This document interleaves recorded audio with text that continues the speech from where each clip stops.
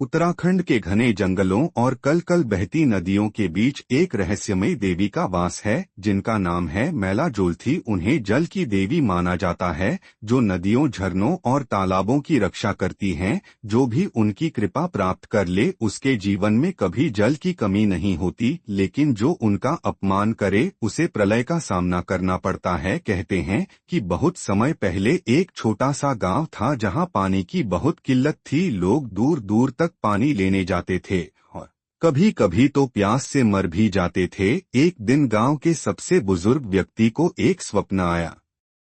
स्वप्न में एक चमकती हुई देवी प्रकट हुई और बोली, अगर तुम लोग सच्चे मन से मेरी पूजा करोगे और जल का सम्मान करोगे तो मैं तुम्हें पानी का आशीर्वाद दूंगी। अगली सुबह जब गांव वालों ने यह स्वप्न सुना तो उन्होंने तय किया कि वे जल की देवी की पूजा करेंगे। और फिर एक चमत्कार हुआ। जिस झरने से पानी कभी नहीं निकलता था वहां से पानी का तेज प्रवाह शुरू हो गया। गांव में हर तरफ खुशी की लहर दौड़ गई। लेकिन कुछ सालों बाद गांव के कुछ लोगों ने इस झरने को अपवित्र करना शुरू कर दिया। वे उसमें गंदगी फेंकने लगे, बिना वजह पानी बर्बाद करने लगे। देवी मैला जोलथी यह सब देख रही थीं। एक दिन उन्होंने गांव के मुखिया को स्वप्न में दर्शन दिए और कहा, अगर तुम लोगों ने जल का सम्मान नहीं किया तो यह झरना सूख जाएगा और गांव विनाश की ओर चला जाएगा। लेकिन लोगों ने उनकी चेतावनी को अनसुना कर दिया। धीरे धीरे झरने का पानी कम होने लगा और एक दिन पूरा सूख गया। गांव में अकाल पड़ गया, फसलें जल गईं और लोग एक एक करके गांव छोड़ने लगे। तब जाकर गांव वालों को एहसास हुआ कि उन्होंने देवी का